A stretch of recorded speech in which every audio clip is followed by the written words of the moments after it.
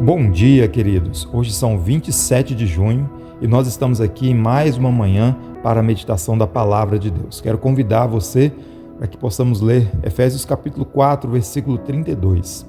Antes, sede uns para com os outros benignos, compassivos, perdoando-vos uns aos outros, como também Deus em Cristo vos perdoou. A nossa meditação hoje tem como tema o poder libertador do perdão. Certamente, poucas atitudes são tão desafiadoras para nós quanto o ato de perdoar. Quando nós somos profundamente feridos, a nossa tendência natural geralmente é guardar a dor, alimentar a mágoa ou esperar que o outro pague pelo mal que nos fez. Entretanto, o apóstolo Paulo encerra esse versículo da carta aos Efésios apontando para o caminho da verdadeira libertação. Assim, o perdão ele não nasce da nossa força emocional, mas ele nasce da experiência da graça de Deus. Somente quem compreende a profundidade do perdão recebido em Cristo Jesus lá na cruz é capaz de encontrar forças para liberar perdão àqueles que o feriram. Vejamos aqui algumas verdades muito importantes. A primeira delas é que o perdão começa quando nós reconhecemos o quanto nós fomos perdoados. O apóstolo Paulo ele não diz apenas que devemos perdoar, mas ele apresenta o fundamento do perdão. Ele diz, como também Deus em Cristo vos perdoou. Antes de nós olharmos para aquele que nos ofendeu, nós precisamos olhar firmemente lá para a cruz. Ali nós percebemos que a nossa maior dívida era contra Deus. O pecado nos separava do Senhor e nada poderíamos fazer para quitar essa dívida. Mas Cristo assumiu o nosso lugar. Ele levou sobre si a nossa culpa e nos ofereceu um perdão completo. Quando nós compreendemos a grandeza da graça que nós recebemos, o nosso coração começa a enxergar ao outro de maneira diferente. O Evangelho, ele nos lembra diariamente que nós somos pessoas perdoadas, vivendo pela misericórdia do nosso Deus. Mas uma outra verdade que nós podemos aprender é que o perdão liberta o coração da prisão da amargura. Guardar ressentimento parece muitas vezes uma forma de fazer justiça. No entanto, quem alimenta a mágoa acaba aprisionando a si mesmo. O apóstolo Paulo também diz nesse verso, sede uns para com os outros benignos e compassivos. A amargura, ela é capaz de consumir a nossa paz, roubar a alegria e enfraquecer a comunhão com o Senhor. É claro que o perdão não muda imediatamente o passado, mas ele é capaz de transformar a maneira como nós caminhamos para o futuro. Perdoar não significa negar que houve a dor, nem dizer que a ofensa foi pequena. Significa, entretanto, entregar a justiça nas mãos do nosso Deus e recusar-se a viver preso ao sofrimento. Certamente, quando nós liberamos perdão, deixamos de permitir que a ofensa continue governando a nossa vida, pois o Senhor ele nos chama à liberdade e essa liberdade passa pelo caminho do perdão.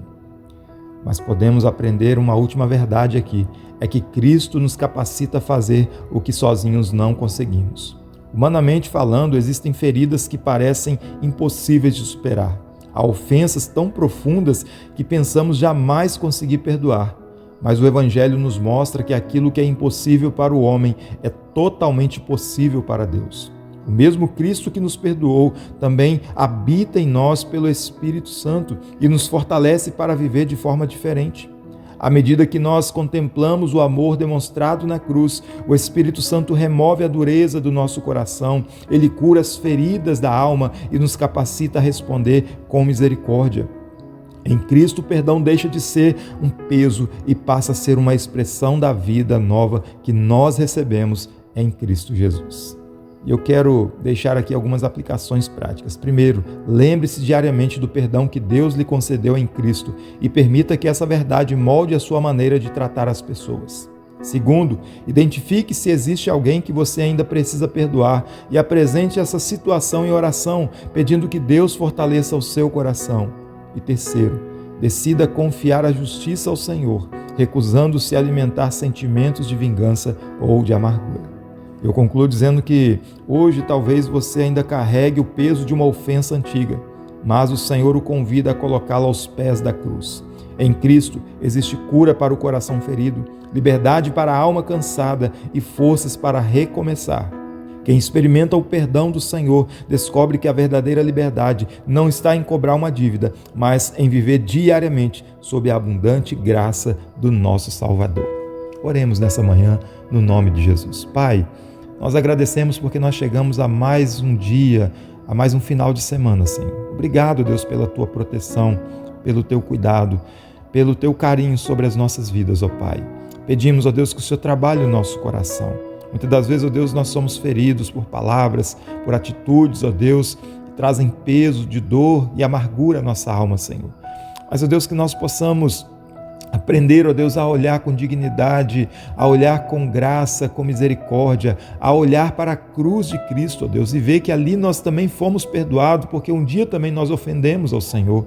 Um dia nós éramos inimigos do Senhor, mas o Senhor nos amou, o Senhor nos perdoou e demonstrou graça e misericórdia sobre as nossas vidas, ó Pai.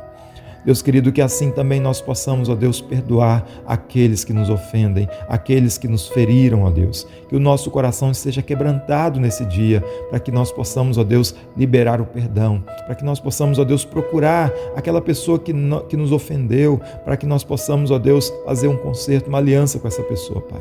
Ajuda-nos, ó Deus, que possamos fazer isso em oração, que possamos fazer isso, ó Deus, debaixo de humildade e debaixo da graça do Senhor. Assim nós pedimos a Tua bênção e a Tua paz no nome de Jesus.